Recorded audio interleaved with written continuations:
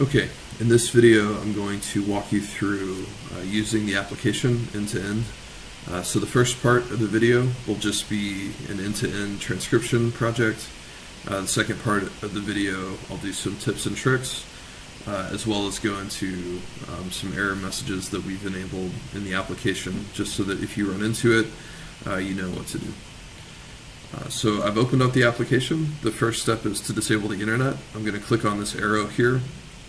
I've got some information that pops up telling me that I'm going to be asked for permission to disable that. After I click OK, the screen goes black. I'll say yes, I'm going to provide permission to disable the internet.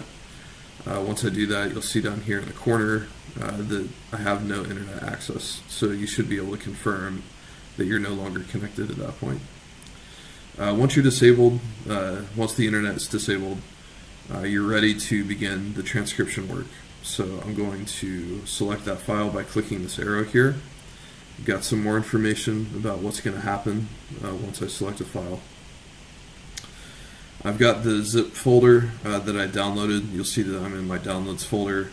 This is the file that I downloaded from that NCC FTP site. Once I select open, I'm prompted for a password. So I'm going to use my test password for the test file. Once I click OK here, I'm going to be prompted for permission a couple of times to do various tasks. The first is to use pkware to unzip the file. The second is to create those folders that are going to contain all the information, all the unzipped files. So that's what's happening in the background. You don't need to know that, but just so you're aware, basically everything that we do through the application, we're asking for your permission first. So if I go into the downloads folder now, I've got that original zip file that I downloaded from the NCC FTP site, but I've also now got this new unzipped file. If I look inside that unzipped file, I'm going to see that I've got all the files that I need to do my project. I've got the OGG file, which is the audio that I'm going to use for transcription, and I may have some other information or instructions in here that I'm going to use to do the transcribing. So I'll go ahead and start the transcription project at this point. Once I start the transcribing, the internet's disabled. Just don't re-enable the internet at this point. You'll be fine. Once you're done with that transcription, you're going to click here to finish up the project and zip it back up for NCC to get off the FTP. So let's say that I've done my work for about an hour or however long it takes. I'm going to finish up right now by selecting that file that now contains the transcription file as well as the original audio file. I'm going to enter a password that NCC gave me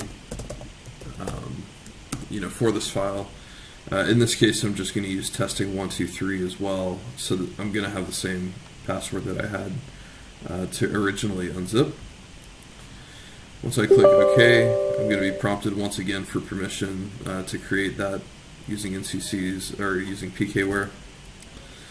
If I go back to my downloads folder at this point, you'll see that I've got this file is empty, which is used to contain my transcription project and the audio file.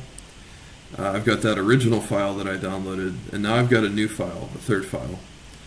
This is a zip file that contains my transcription as well as the original audio, and I'm going to upload this to the FTP site for NCC.